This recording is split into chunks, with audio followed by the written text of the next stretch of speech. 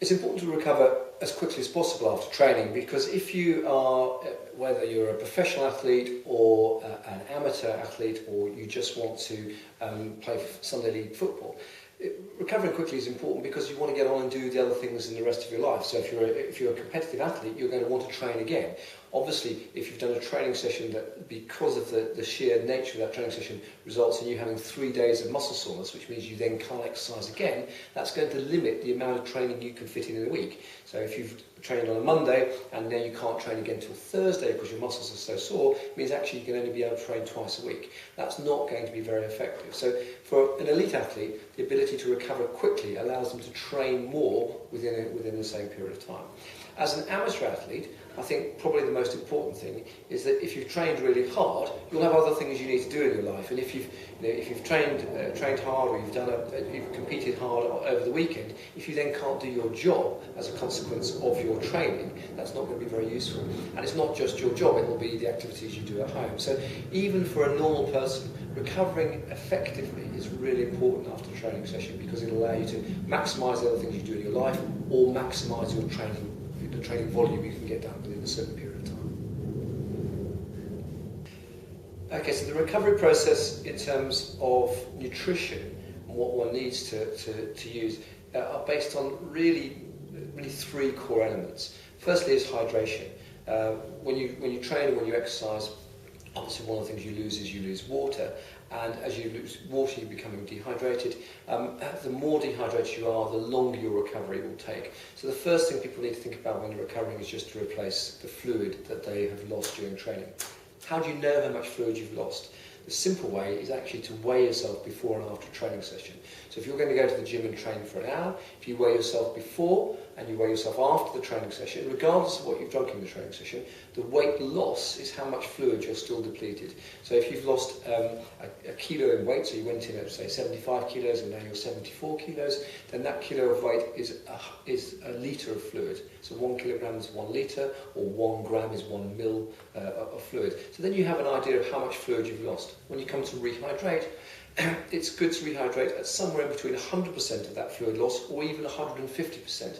If it's a hot climate or it's a warm day, then you want to rehydrate at about the 150% level. If it's a very cold day, you can probably get away with just rehydrating at the 100% of your loss. So if you've lost a kilogram, you're going to need a litre of fluid on a cold day.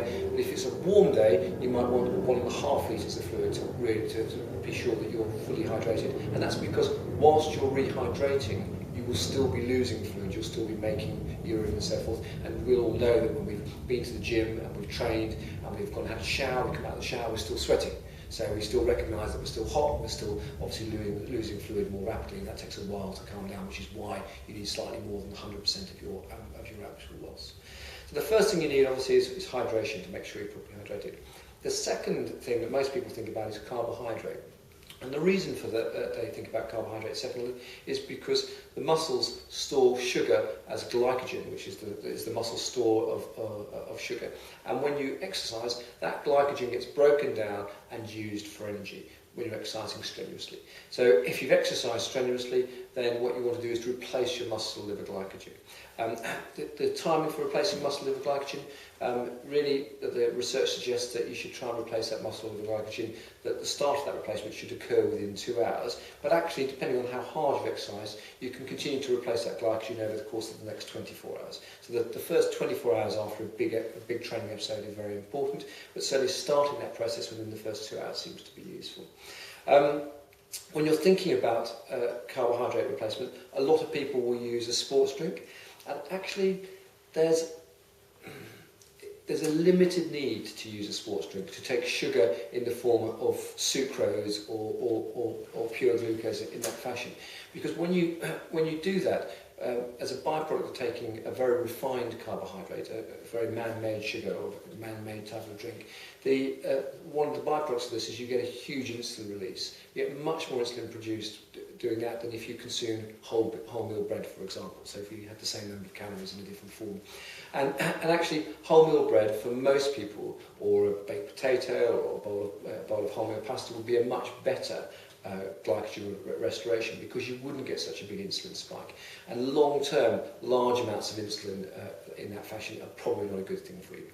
If you're an elite athlete though, and you're going to train this morning and you're going to train again this afternoon, actually a really aggressive restoration of your muscle liver glycogen is useful, and that's where a sports drink can be useful. So if you're going to train twice in one day, or you're going to do an exercise in the morning and then do another exercise in the afternoon, or you're involved in a triathlete type of event where you're going to train 3 times in one day, or then these are very useful products to take effectively a glucose in water solution.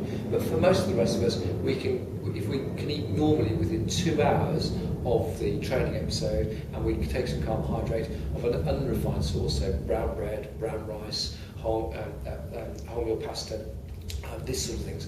These will be a great way of restoring your muscle and liver glycogen. The third thing, and the thing that people probably think less of around training, is protein, and using protein as part of the recovery process. We need protein because when we train, one of the things we do is we break down muscle fibres that are not optimally functioning. So one of the things that training is about trying to break down poorly functioning muscle fibres and replace those with new, better functioning muscle fibres, and so becoming stronger and actually muscles becoming bigger and more functional, more stronger, depending a little bit on the training that you're trying to do. But if you're talking about power-based sports, like a sport like rugby, then these guys want to be bigger and stronger, and so they're trying to break down poorly functioning muscle fibres and replace those muscle fibres with muscle fibres which are going to be bigger, stronger, and more effective. To do that, obviously, you break down the fibre as a consequence of the training, and part of the local muscular damage that we see, that sort of soreness, is a consequence of those muscle fibres being broken and damaged. But on top of that, then you need to rebuild those muscle fibres, and to rebuild the muscle fibres, you need to take in the building blocks of the muscle fibre, and that's going to be amino acids, which you're going to get from a protein source. So post-training, what the work clearly demonstrates now is that there is, just like there is a glycogen window, there's a protein window where you should think about post-exercise getting in a portion of protein. How much protein do we need? Most of the research suggests today that 20 grams of protein, and that's not 20 grams of meat, it's 20 grams of protein. Meat or fish is about 1/5 protein by weight. So 20 grams of protein taken immediately post-training gives the most effective drive for replacing those damaged muscle fibres. And then in the greater scheme of your day, you want to ensure that you're taking in enough protein over the course of the day to manage the total protein turnover in your body. We turn over about 1% of our total protein mass per day in our body. So if you think about that, that's for a normal person. For an athlete, it could be 1.5%. So it's almost 10% of all your protein, all your muscle in your body gets turned over in a week. So by the time you've had 12 weeks of training, you will have turned over all the muscle in the whole of your body. So within a 3-month period of time, you can completely change all of your muscle. So it's a big muscular turnover, and what we need to do is to support that with enough protein. The government recommendations for a sedentary individual for protein intake would be about 0.8 grams per kilogram of body weight. But for an athlete, the recommendations would be somewhere in between 1.2 grams to 1.5 grams per kilogram of your body weight. So again, if you weighed 100 kilos, that will be 120 grams to 150 grams of protein you'd want to consume a day. And remembering that protein is only 1/5 of the weight of meat. So if you've got 125 grams of chicken, there's only 25 grams of protein in there. It's really important to remember that, because a lot of people say, I had 150 grams of protein in chicken breast today, and so forth, but actually there'll only be 30 grams of protein within that chicken breast, so it's 1/5 of protein by weight. And so, summarising the nutritional recovery from training: hydration first, then think about a combination of some protein acutely, and that's often usefully taken as a protein supplement because you can get it in very quickly, whereas it's often quite difficult to eat a protein-based food immediately post-training, and the research suggests that sooner after the training you can get that protein, the better the impact. And then you're also going to need to replace your muscle liver glycogen. If you're going to train again the following day, that can be done normally within a meal, as long as that meal is within about 2 hours of that training session. If you're going to train aggressively within the next couple of hours, then you might want to do that again within a recovery drink where you might have some protein and some carbohydrate as a mix.